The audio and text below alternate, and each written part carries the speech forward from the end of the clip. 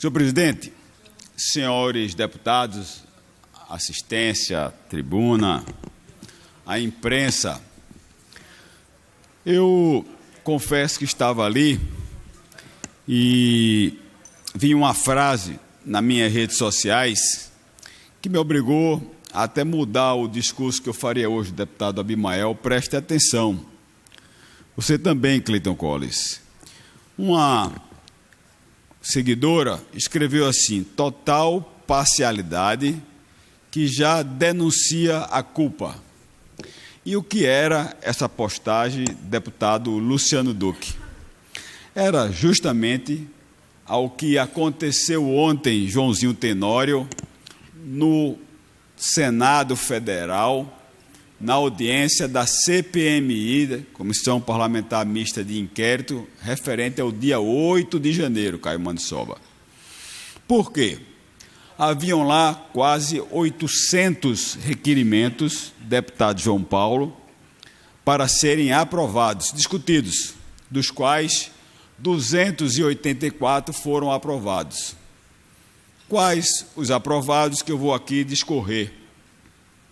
Foi aprovado, e com correção, com o voto de todos, inclusive da oposição, a minoria naquela comissão, para que se ouvisse o ex-ministro da Defesa, o general Braga Neto. Claro que ele tem que ser ouvido, como da mesma forma o ex-ministro e chefe do GSI, o general Heleno. Claro que ele tem que ser ouvido.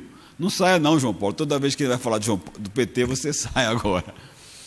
Como também tinha que ser ouvido o coronel Cid, está lá, recluso, tem que ser ouvido. Como também o ex-ministro da Justiça, o Anderson Torres. Pois bem, deputado Fabrício Ferraz, também havia requerimentos para chamar o atual ministro da Justiça, Flávio Dino.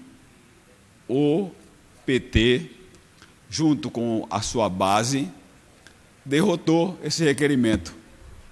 O Flávio Dino, que estava no cargo de ministro, que tem suspeitas, informes e indícios que ele recebeu informação de que haveria ali aquela baderna, que tem depoimento dele na imprensa e nas mídias sociais, ele dizendo que assistiu do gabinete dele às invasões, e depois, quando ele vai lá, ele desmente, deputado Abimael. Ele hoje é ministro da Justiça. O Gonçalves Dias, o ex-comandante do GSI, que abre porta, serve cafezinho, recebe os invasores, os terroristas no palácio, também foi negado a oitiva dele. Eu pergunto, onde está a vontade, onde está o respeito, onde está, acima de tudo, a determinação da Comissão Parlamentar de Inquérito de esclarecer, não é esclarecer a mim, não é esclarecer o Supremo, mas é esclarecer a população brasileira da verdade. E pasmem os senhores, pasmem, deputado João Paulo, que a Comissão Parlamentar Mista de Inquérito também não aprovou, porque ligou o rolo compressor, a requisição, deputado Fabrício Ferraz, das fitas. A CPMI, eu nunca vi uma investigação onde os investigadores não querem as fitas, não querem matéria de prova, ou seja, não querem apurar. Por quê? Porque tem medo que a verdade venha à tona. E cada vez mais, a frase da nossa internauta aqui, a imparcialidade que já denuncia a culpa. Porque, na verdade, o que todo mundo já sabe, Abimael, que a gente ouve, é que havia dois grupos e que esses dois grupos foram insuflados por pessoas que estavam ali infiltradas para serem recebidos por quem já estava dentro do Palácio do Planalto, por quem já estava dentro do próprio Câmara e Supremo Tribunal Federal para fazer a baderna. Por quê? Para poder tirar as pessoas das ruas. Porque se as pessoas não tivessem ocorrido aquilo, cada vez mais as manifestações seriam maiores e cada vez mais a fragilidade de capacidade de governar do governo do declarado eleito presidente Lula ficaria mais difícil. Agora, eu vi também uma entrevista que foi reprisada de Aldo Rebelo. E ele que foi ministro 2 vezes do governo da Dilma e 1 vez do governo Lula, que foi presidente da Câmara com apoio do PT, e ele disse, coisa que eu disse a Tereza Leitão aqui. Aqui, não foi aqui nesse lugar, mas lá no outro, quando houve a prisão do Zé Disseu. Eu disse, ritos processuais estão sendo quebrados. Essa velocidade que está se dando, o julgamento e a forma como vão condenar Zé Disseu à prisão, isso abre precedentes. Só que muita gente hoje está achando bom, mas amanhã pode acontecer do outro lado. Da mesma forma, quando Sérgio Moro, de forma indevida, quebrou o sigilo, soltou aquele áudio da Dilma com o Barcelos, eu estava dentro do avião voltando de Brasília e disse, está errado, não pode vazar isso, não pode um juiz, não pode no decorrer da investigação isso ocorrer. Mas parte se calou e aprovou. Da mesma forma, e as coisas foram assim acelerando, quando o Supremo Tribunal Federal proibiu, e eu vou chegar, proibiu que o presidente Lula tomasse posse, proibiu que a deputada Cristiane Brasil tomasse posse, muita gente da direita ou dos partidos de oposição também aplaudiram. Como o PT e a esquerda aplaudiu quando o Ramagem não tomou posse como superintendente da Polícia Federal. E aí, meus senhores e minhas senhoras, cuidado vocês, hoje tem gente aí fazendo ar de riso, hoje tem gente em silêncio, mas a verdade é que o Brasil está, a nossa liberdade e a nossa democracia está por um fio. No momento em que todo mundo se cala, no momento em que o Senado Federal faz o que está fazendo agora, bota uma relatora sem nenhuma experiência de investigação, ela é senadora pelo estado do Maranhão, com apoio de Flávio Dino, atual ministro da Justiça, escolhida por ele. E o que a gente vê é exatamente a total imparcialidade, a perda total de credibilidade de um instrumento do parlamento brasileiro, fiscal do Estado, que era a esperança, Luciano Duque, que era a esperança de se conhecer a verdade, seja ela qual fosse. Seja ela qual fosse. A punição, quando ela não é bem aplicada, ou quando ela não fica clara, ela aumenta a ira do punido. As pessoas que estão lá precisam que a população, que o Brasil saiba se elas são de fato culpadas ou não, ou se não tem ali uma grande armação para elas estarem ali presas. Mulheres, crianças, e nós cada vez estamos assistindo a tudo isso e ficando calados. Pois bem, o que é que se diz que ocorre na Venezuela? O que é que se diz é que políticos que enfrentam Maduro são afastados em manobras jurídicas. Parece alguma coisa parecida que está acontecendo aqui, né? Políticos que resistem têm familiares sequestrados, presos. Nos calabouços da prisão venezuelana são estuprados, torturados. Isso, a gente fica tudo achando que acontece lá e não acontece aqui. Isso é muito preocupante. Na Nicarágua, Ele assumiu quase agora. 55 países já quiseram assinar um manifesto contra a Nicarágua. O Brasil ficou em silêncio. Na Nicarágua, pastor Clayton Collins, a igreja tem sofrido perseguição e prisão. Pois bem, continuemos todos nós assistindo às matérias, escolhendo os horários e a televisão que mais lhe convém. E mais tarde, não vamos nós também beber do mesmo veneno. Por isso, eu gostei muito do que disse o nosso Aldo Rebelo. O Aldo Rebelo foi brilhante quando ele disse: tudo começou lá no passado, sendo vítimas esses que agora estão concedendo, apoiando e utilizando das mesmas pessoas do mesmo instrumento. Mas concedo uma parte ao deputado Valdemar Borges, fazendo até um apelo de uma coisa que tanto elogio, que é a sua sensatez, a sua lucidez e a sua coerência. Concedo a parte. Obrigado, deputado. Eu acho que é em nome dessa sensatez, dessa lucidez e, sobretudo, do esclarecimento dos fatos que eu solicito essa parte a Vossa Excelência. Veja, em relação à CPI, a ordem de convocação, eu não vou me pronunciar sobre isso, deve fazer parte lá da correlação de forças internas.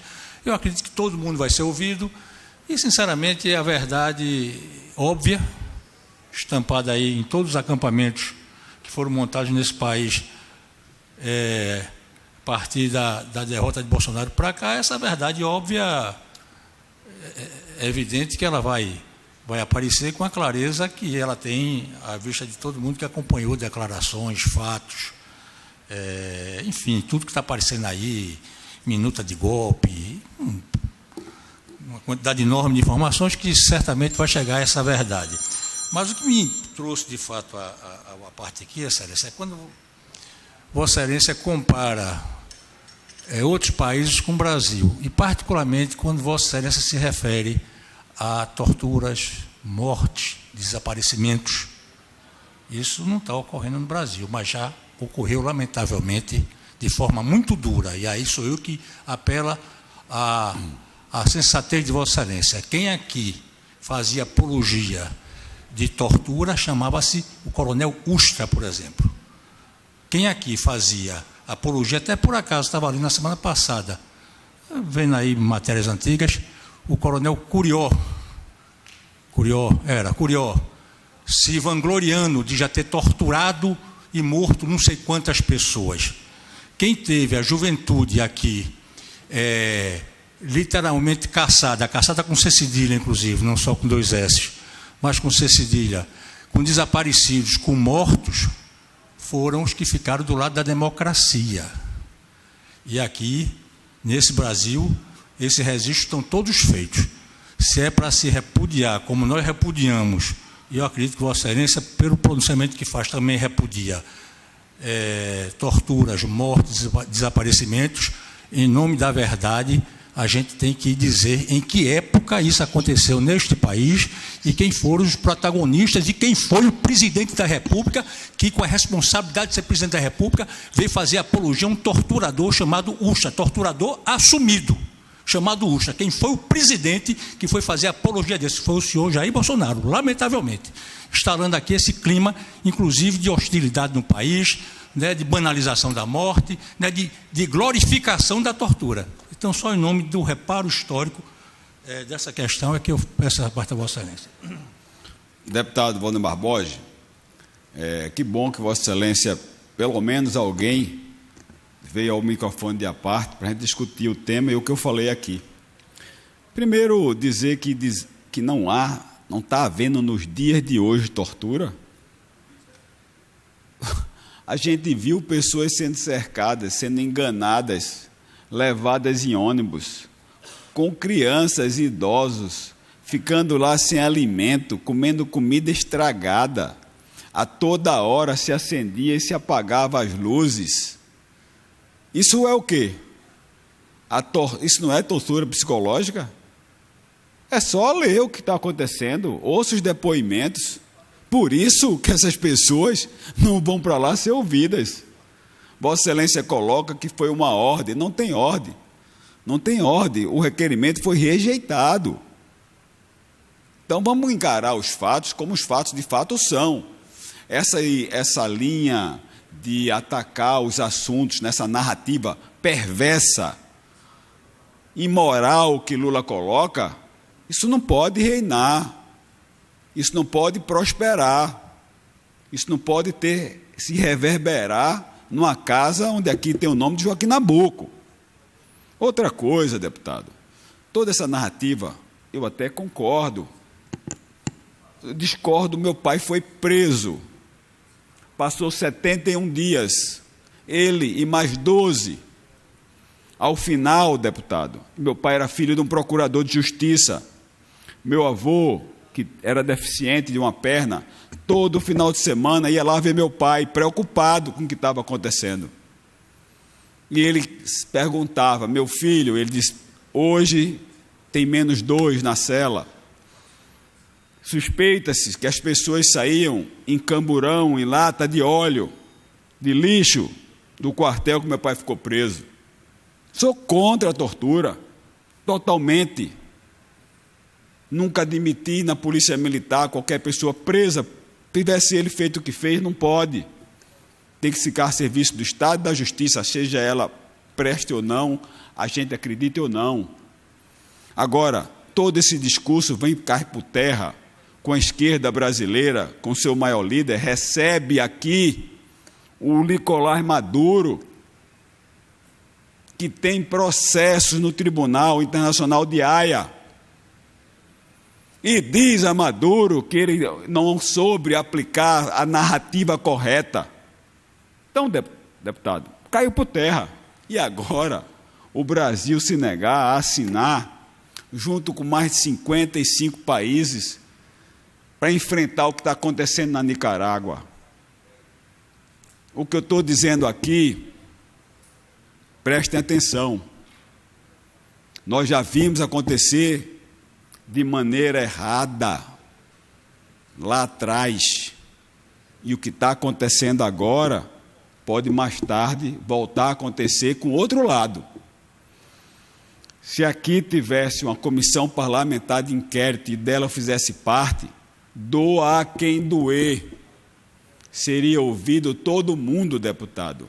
Mas como pode uma CPI não querer as imagens? Por conta de que aqueles senadores receberam orientação, claro, de não querer as imagens do que lá aconteceu. Tudo hoje na vida está aqui na palma da mão, é imagem.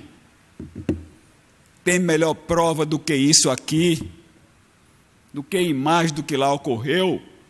Quando as imagens vazaram, o general, que não foi chamado para ser ouvido, mas já está provado, que ele alterou, subtraiu 11 pontos das informações que foram passadas por ele, pelo serviço de inteligência. 11 pontos que diziam como ia ser a entrada, o horário, o perigo. Vamos ser realistas. Nós estamos sim, num processo de desconstrução da verdade. A verdade não pode vir à tona, porque vai incriminar quem hoje está no poder, só pelo fato de dizer que estava no gabinete e assistiu à invasão. E quando chegou no parlamento, onde ele já lá trabalhou e onde ele hoje é licenciado, ele mentiu, Flávio Dino mentiu. Isso é muito grave. Queiram botar panos mornos, podem botar. Mas eu digo a vocês, eu estou temeroso, preocupado com o futuro da nossa nação. Não esperava nunca